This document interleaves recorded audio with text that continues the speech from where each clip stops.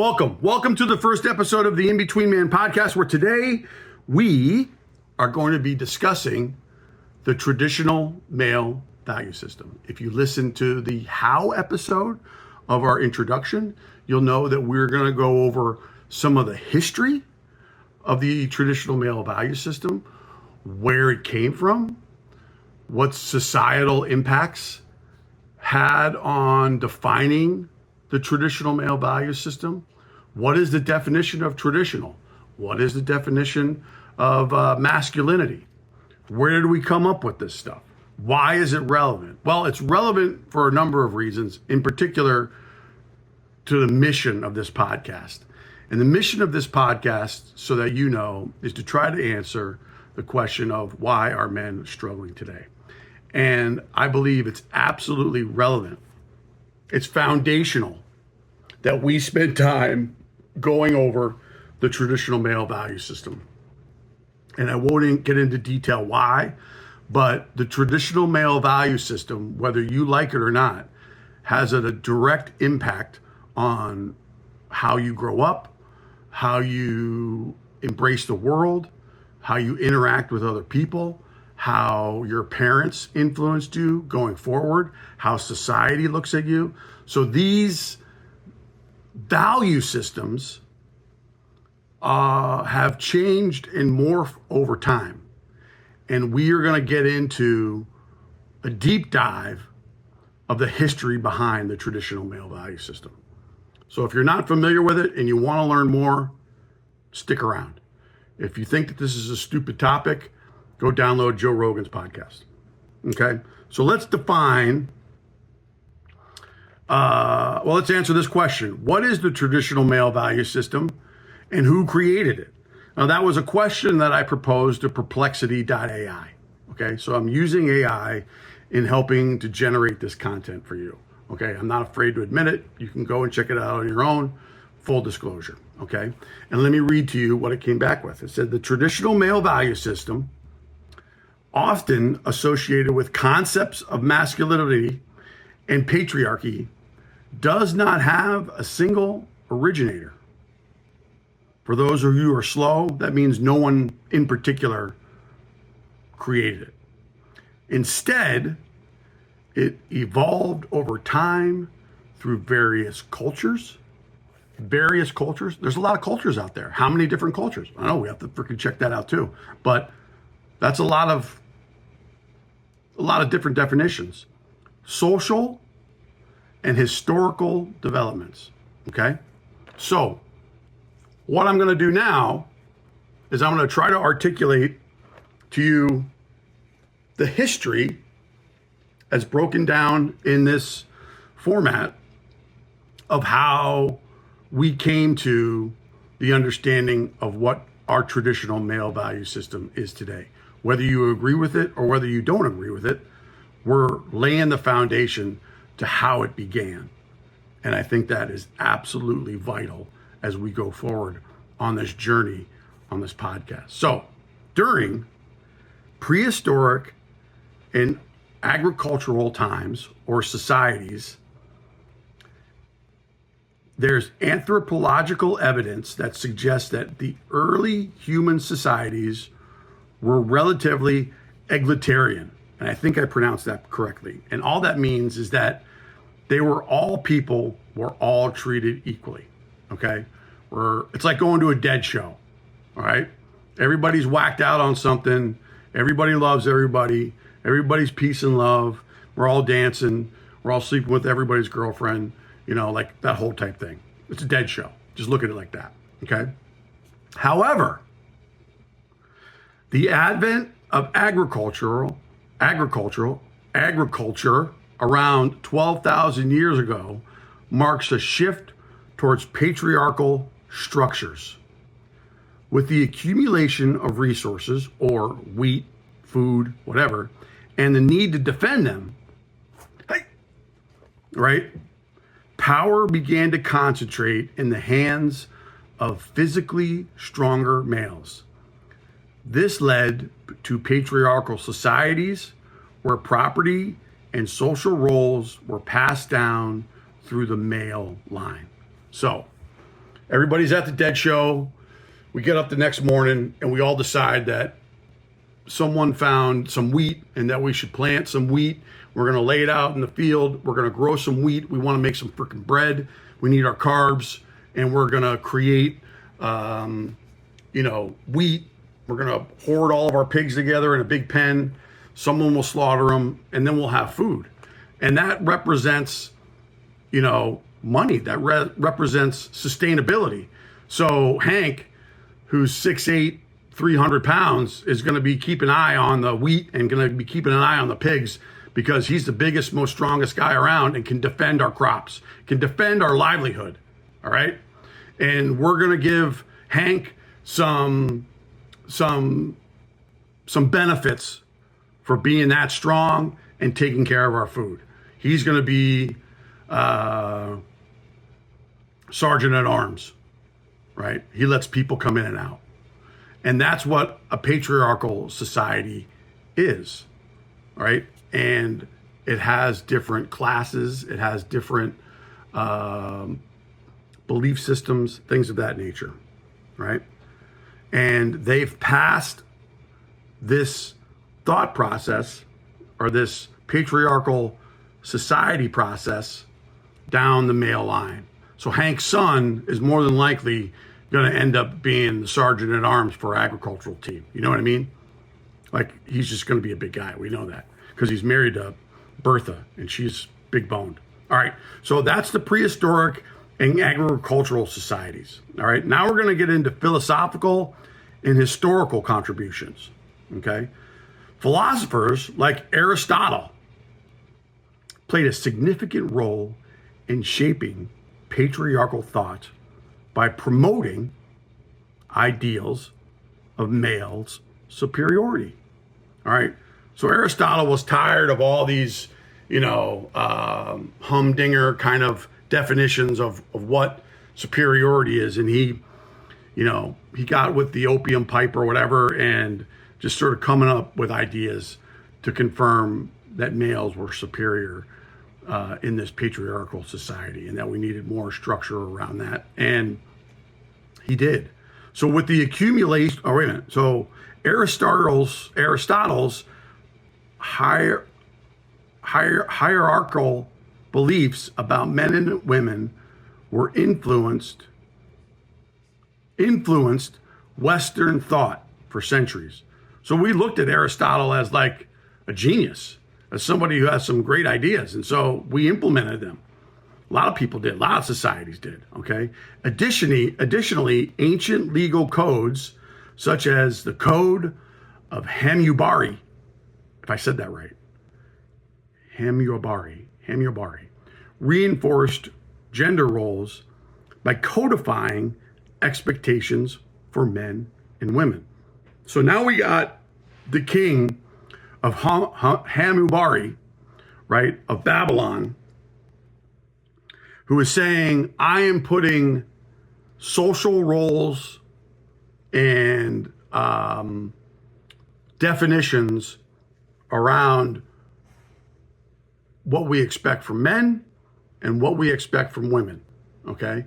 And obviously, because we got a lot of resources to defend, I'm going to give the guys some high-level positions where they'll have, some responsibility of managing and defending our food storages, our pigs, whoever it happens to be, and women will fall into these expectations. All right. And so what did he do? Well, so between 1750 and 1792 BCE, the laws that he created consisted of 282 laws covering a wide range of topics. So the king grabs out his pen and starts writing stuff down. These topics included business contracts, right?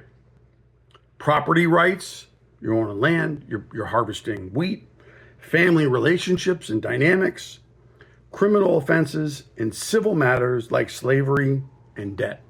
Okay, so there was codes around all those things that you had to abide by or you'd get in trouble. A code The code is best known for its retributive,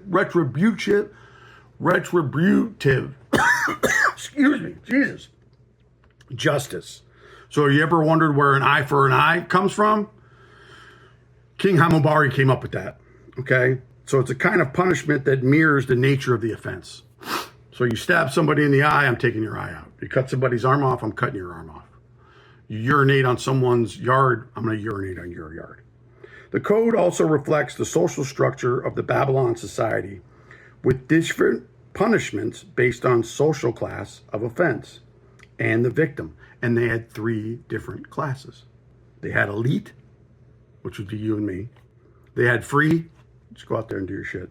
And then they had slaves. Get over here and do the shit I don't want to do. The code claimed to bring order and justice, with Hammurabi claiming divine authority to prevent the strong from oppressing the weak. That's where it came from. Okay? So the philosophical and historical contributions that played a role in defining the traditional male value system and how it was created. So there's another component that now dovetails off this fact, which are the cultural narratives that are associated with each different culture. You know, I mean, calling a spade, you know, the Indians are going to have a cultural narrative on what defines man versus, anyone else, any other culture, right? So those narratives are starting to have more of an influence on the definition of what the traditional male value system is. In most ancient societies, myths, religious texts, not like the ones that I would send you tonight, but like books, you know what I mean? Have you ever seen one of those? And cultural practices upheld ideals of masculinity tied to strength, courage, and dominance.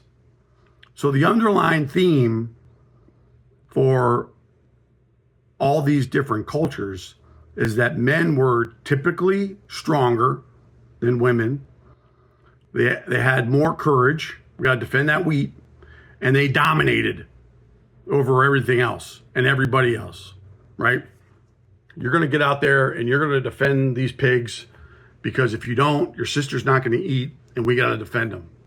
So grab your bow and arrow and let's go. All right. Tictus highlighted Germanic tribes emphasized on male warriors protecting women as a core masculine duty. So who is Tictus?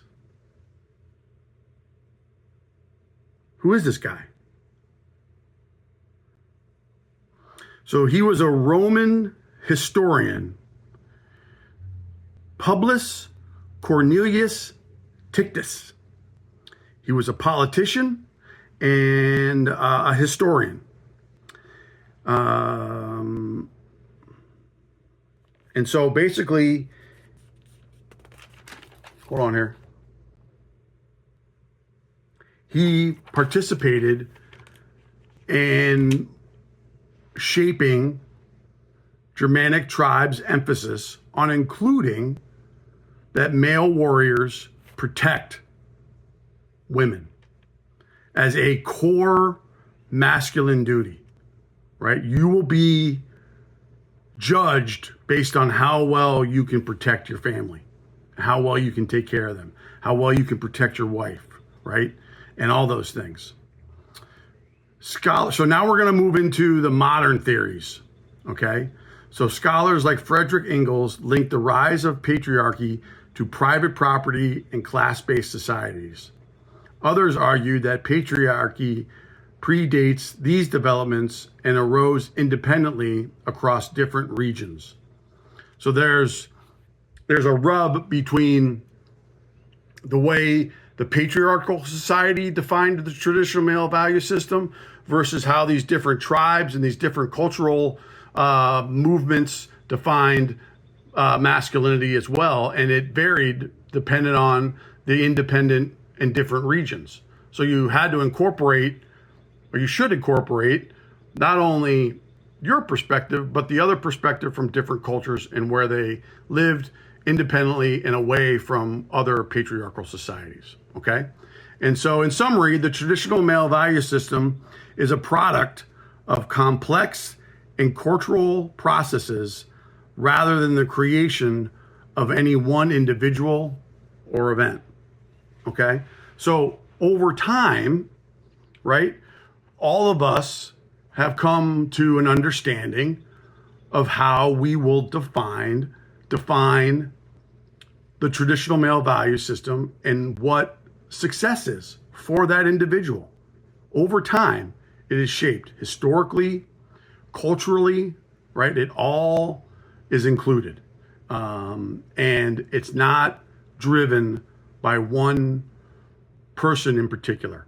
And it's important to mention that because it's happening over time and because it's not a concrete document per se, right? It takes a long time to change that narrative, right?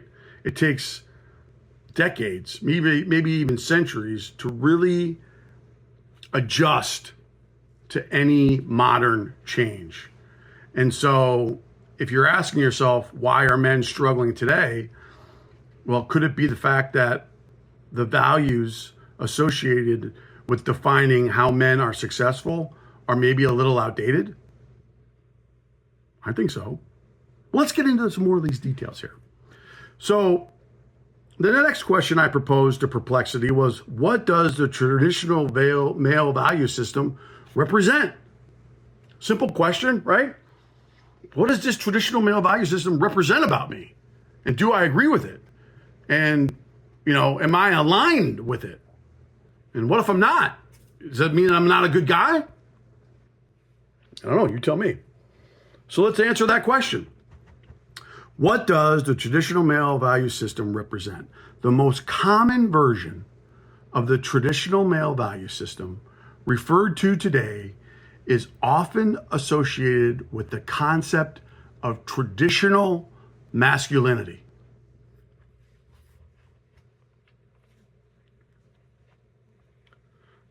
Yeah, marinate on that for a second.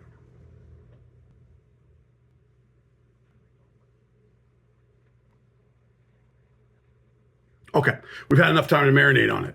What the hell does that mean? What the hell does that mean? All right, so what I decided to do was to define traditional and to define masculinity, okay, according to the answer to this question. So the word traditional means the term traditional refers to customs, beliefs, or methods that have been passed down through generations with a particular group or society. Okay. I can wrap my mind around that. I get that. That makes sense to me. Here are the values. My dad went through them. My grandfather went through them. His father went through them. How are they the same? Are they different? What do they mean? What does masculinity mean?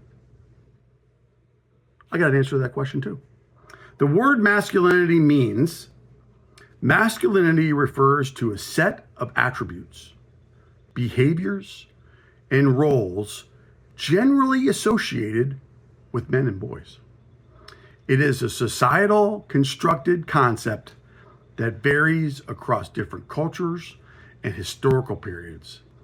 So, socially constructed concepts means anyone's interpretation or a shared understanding of what a man should be. So everybody has an opinion on how I'm valued, just like how I value women.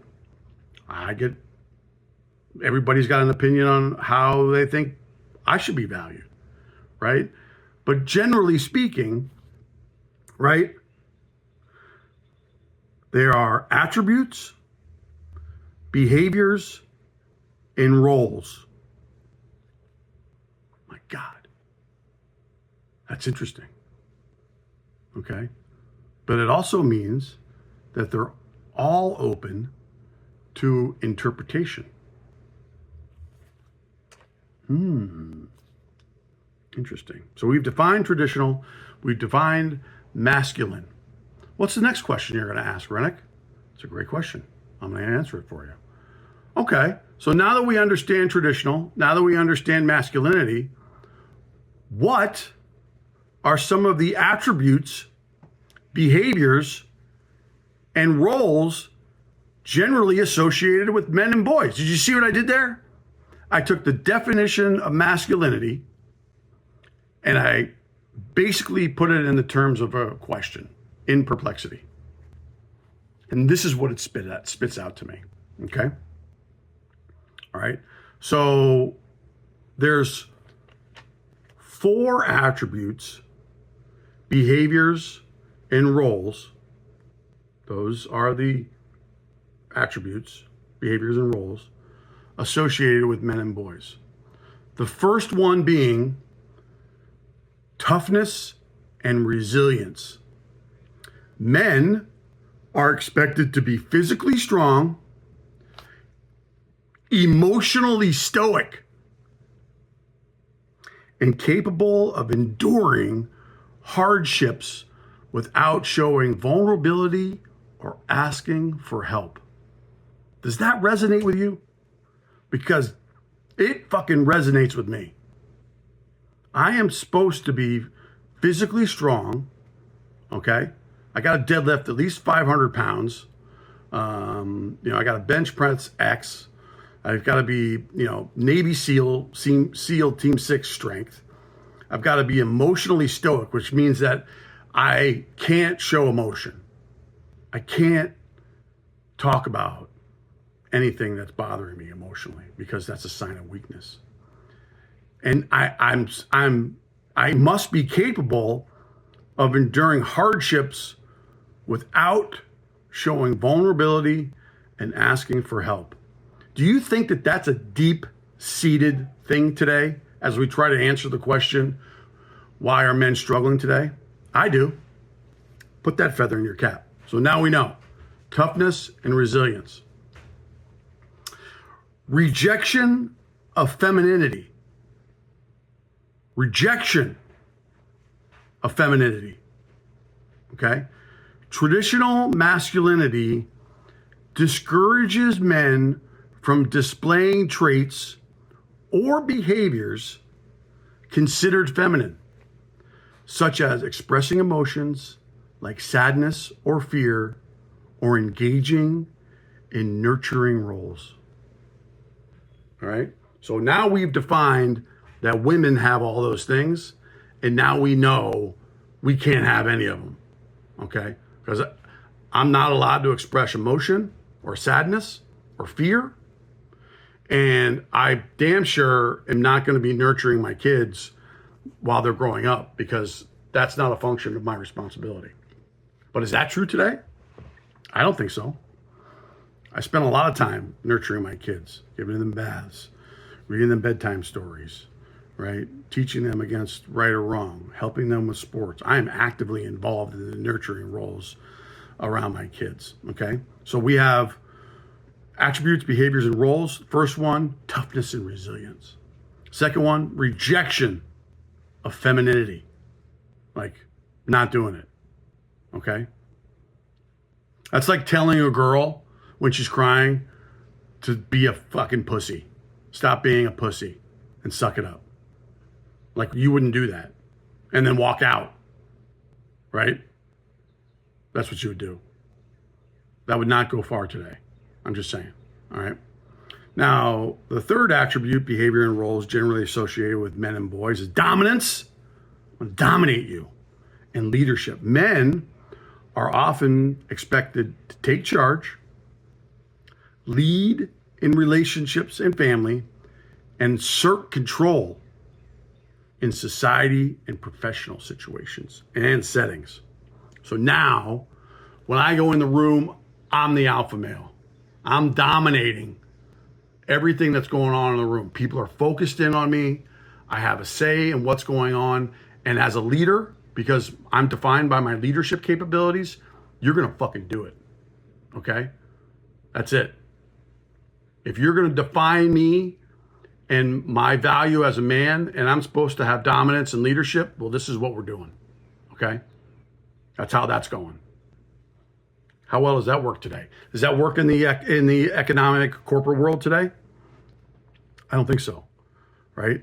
Even though you do take charge and you lead in relationships with family and asserting control in the business world and society, it's not very well received today. And it's not looked at and considered a very good role to have as a man. Dominance. Okay? Honor and responsibility is the fourth and last one. Upholding values like integrity, loyalty, and respect is seen as essential. Traditional men are expected to take responsibilities for their actions and lead by example. So, in other words, you have to manage your day like every action and every behavior that you do is being printed on the front page of the New York Times or Wall Street Journal for everyone to evaluate and determine whether or not you're a good man. That means I have to have integrity, so I can't lie, right? I have to do what I say all the time and never make a mistake. I'm loyal. I don't cheat on my wife, right? I'm devoted to our marriage, and I will uphold the values that I've set out in front of God and all of my family members. And respect is seen as essential. Absolutely. And I would even go far. Okay, so tangent number one. I'm going off on a tangent. I'm just going to take a right turn. Okay, putting the turn signal on. Follow me down the road of this, because I'm sure you've heard it before. Okay, this notion of respect is in a part of my DNA. As a man, I want to feel respected. I want to exude through my actions honesty and integrity and be okay with everything that I do being published on the front page of the New York Times for everybody to review. That's what I want, right? Because I know that's of value. Respect is something completely, I wouldn't say different, but it has a direct correlation on how I manage my serenity in a relationship. And now I've said this before, and I've said it 100 times, and it's probably going to sound like a broken record, but I believe with all of the belief systems inside of me, down to my core, that women have an insatiable need to feel loved. And I don't have a problem with that. And I'm okay with doing that. That is something that I've learned that I believe women cherish. Correct me if I'm wrong. Okay? And I want that too. Okay? So it's not that I don't value that.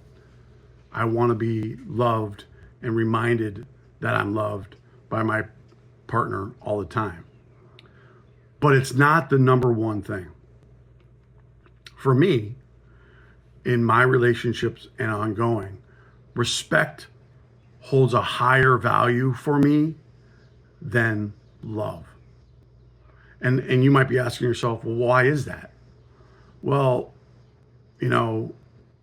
men like to be congratulated or told that they're doing a good job. And when I'm respected, right, by my partner for being the primary breadwinner, and paying for the lease on our car and paying for groceries for our family and providing food and shelter, a house, and pay the mortgage, like, I want to be respected for that, right? I want to be honored that is something that I want to give to you. right? Like it means so much to me that you respect that. And when you do that, and when you're capable of doing that, the next emotion that's, neck on neck, nose to nose next to respect is love. Because you're acknowledging that you understand what part I'm doing in our partnership. If you think that you deserve that or that you've earned the right to have that because you have a vagina, I'm telling you, it's selfish. It's just selfish. And if you want to feel loved and valued by your male partner, the best way that you can reciprocate that is by showing them respect. And I mean that sincerely. Like it really makes a big difference. Okay? So now we're coming back into the on Main Street. We're back on Broadway. We're going straight. I turned right back onto Broadway. Now we're going to keep going down this rabbit hole of, defining the roles, attributes, behaviors of what boys and men are. Okay. So the follow-up question for that, understanding toughness, resilience, rejection of femininity, dominance and leadership, honor and responsibility, is the benefits of applying the components of the traditional male value system. So what do I get in return if I'm committed to being tough and resilient, if I'm committing to the rejection of femininity, which we know we can't do today, right? So there's a change already, all right? So let's just bear that in mind. Even though it's being asked of us in this context, it doesn't work, all right? Dominance and leadership, what does that get me by having those attributes? And what does it get me by having honor and responsibility? So what are the benefits of applying the components of the traditional male value system? And we have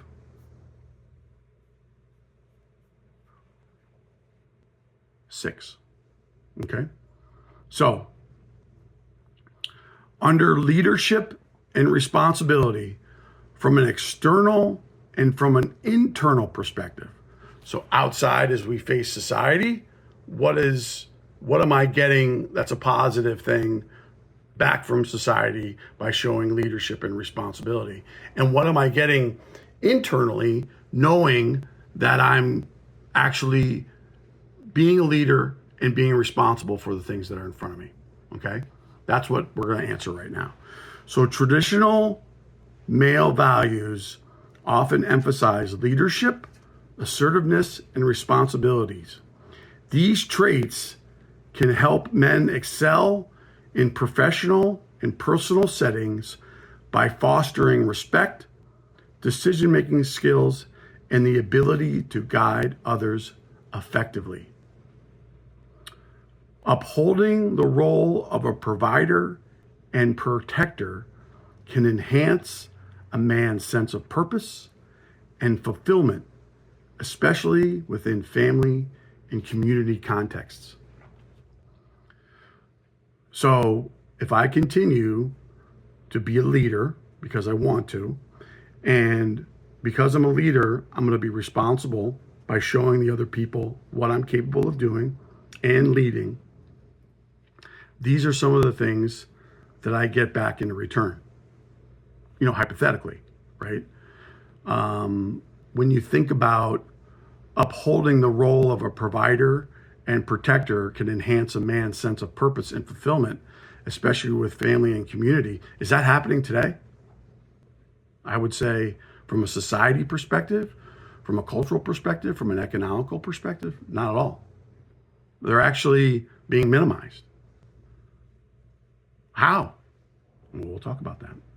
All right. And from an internal perspective, I have purpose by doing those things. Okay. And I have purpose around my family. I have respect for my family. Like, those are all good qualities that a man has. That's what it's saying right here. Okay? So that's some of the benefits that come with having dominance and leadership. Then we're going to talk about the benefit of being emotionally resilient, which really falls under, I believe, the rejection of femininity. Masculine norms like emotional resilience and independence can help men handle stress and adversity effectively. Do you believe that to be true? I can share with you based on my experience, that is not true. What happens when I do that is that I isolate, I remove myself from society and don't want to communicate with anybody and don't want to ask for help. So then I'm just sitting at home by myself, upset. Okay? Because I'm not being perceived as a valuable man because I'm showing my emotions. When balanced with emotional intelligence, these traits promote problem solving and logical responses to challenges, which I wholeheartedly agree with. Okay? We're talking about one specific example, but it is true. Emotional resilience can do that. You know, think of just all the men and women who fight for our armed forces. You know, like a freaking medic is applying a freaking tourniquet on somebody who's just lost their leg from an IED. I mean, what's compelling this guy to keep doing it and not running away 100 miles an hour? Well, he's been taught to do that. That's his job. That's what he's going to do. And he works through that. Doesn't mean that he's overcome it. He just works through it. All right. So what are some of the benefits that are applying to the traditional male value system? Social and economical advantages, right? Back to the patriarchal kind of thing. In patriarchal societies, men often benefit from systemic privileges, such as higher earnings, greater career opportunities, and freedom from gender-based discrimination in the workplace. Men are less likely to experience fear of sexual harassment or assault in public spaces compared to women, which contribute to a sense of personal security. Fact or false? It's true. You know, we live in a society today where men can't go to bars anymore. And I think the primary reason why we can't go to bars anymore is once we get a couple in us and we see an attractive woman across the bar, you know, we're going to walk over there and maybe pull her bra strap or slap her ass. And that's just not tolerated today. You can go to jail for that. That's sexual harassment. And if the woman has recourse, if you treat her the same way we treated women even a decade ago. Am I right? I mean, you know I am. So that societal norm has changed. That has also impacted how we're valued. Family and relationship benefits, both from an external and from an internal perspective. Acting as a provider can foster strong paternal attachments and deepen family bonds. Men who embrace traditional roles often report high levels of satisfaction from nurturing their families and contributing to their well-being. I truly believe that. Traditional dynamics in relationships where men provide financial stability and practical support can create harmonious partnerships, allowing both partners to thrive in their respective roles, if a woman appreciates it. If, you know, women are being told today that they can have it all, everything. So my role as a man is diminished. It's not as valued as much. I don't need you to go pay the mortgage. I can go do that myself. Okay? Right? Like, huh? What are you saying? Has anybody else felt that way? Like I have. Okay, whatever you say. You know? And then, not in every circumstance is it like this, but in some it may be. But then the woman decides that after committing to her career, she wants to stay home and take care of the kids. And quite frankly, guys, in my opinion, you can't have both. You can't have both without having a partner, a male partner, who is resentful and angry. Now, that's on them, not on you. But You just can't have both. And I believe that. So pick one. Over time and through collaboration and through communicating and through a partnership with your significant other, you could have that, but you're not going to have it right away. No way. And if you do, it's like winning the lottery. Try to find guys like that out there. Evolutionary and psychological fulfillment, both from an external standpoint and from an internal standpoint. Evolutionary psychology suggests that fulfilling the provider role aligns with deep-seated biological drives to ensure the survival of offspring. Fact. I feel that way. I remember yesterday, like when my wife gave birth to my first son, I felt like I had a purpose, man. I felt like I was driven. I was like, I'm going to get out there. I'm going to get shit done. I'm going to pay for this stuff. I'm going to have her home. She's not going to have to go back to work. Like, I am going. I am motivated. I am driven. I'm doing my part. I'm doing my role. I'm feeling a sense of value that I didn't have yesterday when I didn't see my son being born or my daughter being born. I want to provide this to my significant other. I'm driven to do that.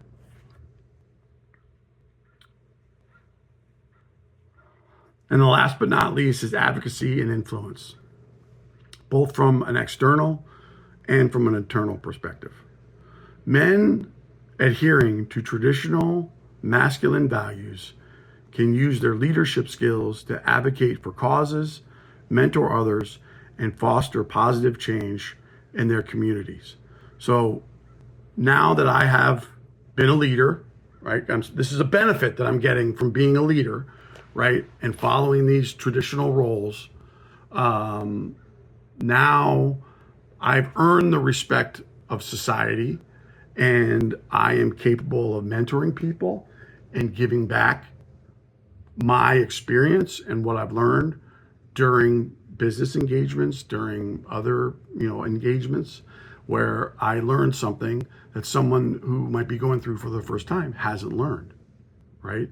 And internally, the same thing as well, right? Like if I go through a really hard divorce and I have to endure some hard lessons, which I have, and not run away from them and not anesthetize them with drugs or alcohol, I am over time learning how to adjust to being uncomfortable. And the problem with that is that you don't know when it's going to end. One day you wake up and you're like, okay, this doesn't hurt as bad as it did the other day. Why is that? The pain starts to subside. The grief kind of goes away and you move through it. And that's how this could impact you internally from an advocacy and from an influential standpoint. So that's what I wanted to make sure I shared with you today. And I think what I'll probably do for next week is spend some more time. I don't know what I'm going to do for next week. I mean, we went into some pretty good detail here.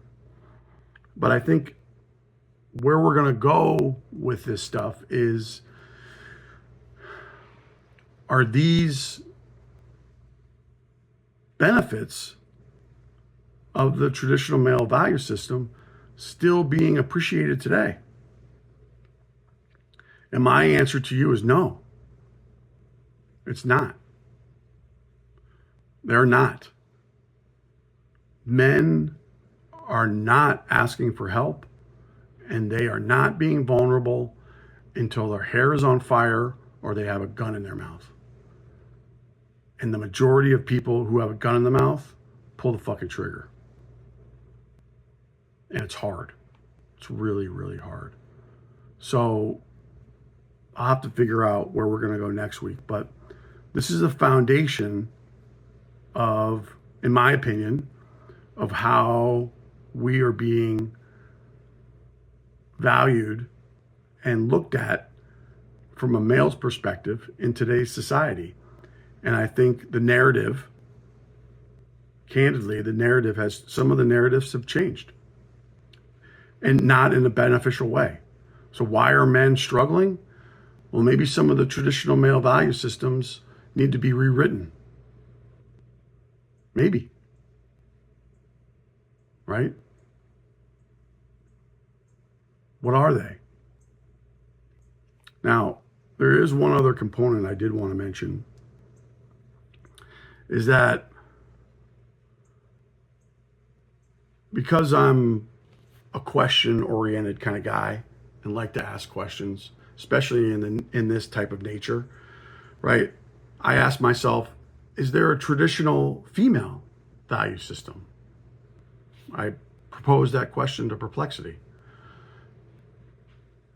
And what I got back was there is no single universal agreed upon traditional female value system that directly mirrors the traditional male value system.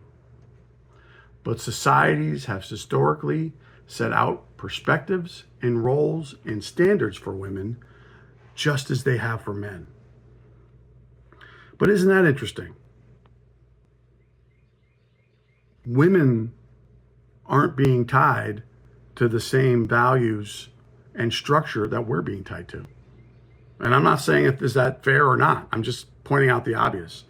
Traditional male value systems often emphasize achievement, status, emotional restraint, self-reliance, risk-taking, and being a provider or protector.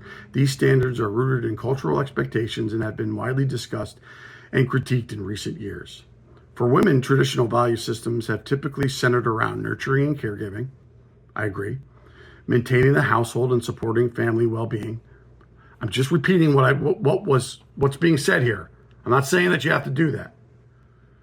Physical appearance and attractiveness, modesty and virtue, emotional expressiveness and empathy, social harmony and relationship building, self-sacrifice and putting other needs first. These expectations have historically defined what it means to be a successful or good woman in many cultures. Just as with men, these roles have been challenged and are evolving, with many women today defining success through achievement, independence, and personal fulfillment, sometimes in addition or instead of traditional roles.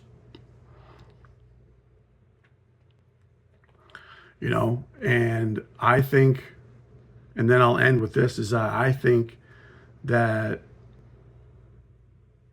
with today's current society and where we sit today, at no fault of our own, women have redefined how they want to be treated and valued in today's society, which is not a bad thing, right? It's not a bad thing. Although some of it is at the expense of values that men use to confirm their worthiness. And maybe we'll get into those details next week. But that's it. That's all I got right now. The In-Between Man podcast, where men can be men. And I'll see you on the next one.